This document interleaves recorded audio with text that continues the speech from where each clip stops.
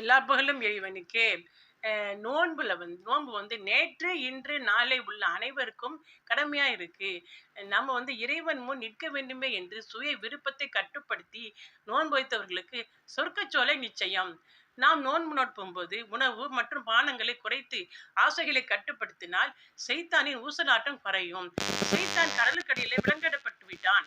சைத்தான் தான் விலங்கிடப்பட்டுட்டானே, அப்படி எப்படி சைத்தானோட ஊசலாட்டம் இருக்கும் அப்படின்னு எல்லாம் கேட்பாங்க. குட்டி குட்டி சைத்தான்லாம் இருப்பான்ல, அந்த சைத்தானுடைய ஊசலாட்டம் குறையும். குரான் ஓதுறது அதிகப்படுத்தணும், தஸ்பி ஓதணும், தஹஜ்ஜத் தொழணும். சஹர்ல எந்திரிச்சு நேரா கிச்சனுக்கு போயிடாம தஹஜ்ஜத் தொழுதுட்டு கிச்சனுக்கு போகணும். இதெல்லாம் செய்யணும். அப்பதான் வந்து நோன்பு முடிந்தவங்க அவங்க வந்து சிறந்த மனிதராக, முன் பாவங்கள் மன்னிக்கப்பட்ட சிறந்த மனிதராக ஆகுவாங்க. யார் ஈமானுடன் நன்மையை நாடி முன் செய்த பாவங்கள் மன்னிக்கப்படுகிறாரோ அவருக்கு சொர்க்கம் நிச்சயம் அப்படின்ட்டு நபி சொன்னதாக அபூ ஹுரைரா அறிவிக்கிறார்கள்.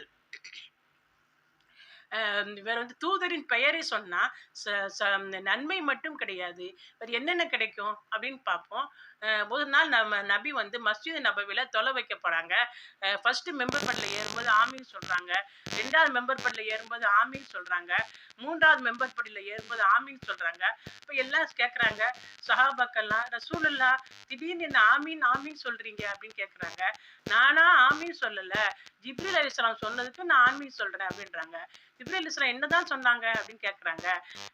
யார் பெற்றோர் இருவரில் அல்லது ஒருவரை பாதுகாக்கவில்லையோ கடைசி நாள்ல, அப்போ அவங்க வந்து நாசமடைட்டும் சொன்னாங்க, நான் ஆமீன் சொன்னேன். நோன்பு வந்த பிறகும் முன் செய்த பாவங்கள் யார் மன்னிக்கப்படாமல் இருக்கிறாரோ அவர் நாசமடைட்டும் சொன்னாங்க, நான் ஆமீன் சொன்னேன். யார் நபி மீது சலவாத் சொல்லலையோ அவங்க நாசமடைட்டும் சொன்னாங்க, நான் ஆமீன் சொன்னேன். நம்ம நபி மீது சலாத் சொல்றோமா? நபி பேர் எப்ப சொன்னாலும் சலாத்து சொல்லணும். முன் செய்த பாவங்கள்லாம் மன்னிக்கப்பட்டு நோன்புல வந்து புது மனிதரா நம்ம ஆகணும்.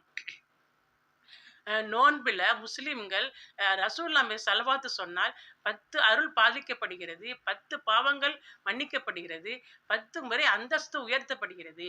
நோன்புல மட்டும் கூடுதலாக நமக்கு நன்மை கிடைக்குது. நோன்புல வந்து நம்ம எண்ணங்களை தூய்மையா வச்சுக்கணும். பிறரை பற்றிய எண்ணம், இறைவனை பற்றிய எண்ணம் எல்லாத்தையும் தூய்மையா வச்சுக்கணும்.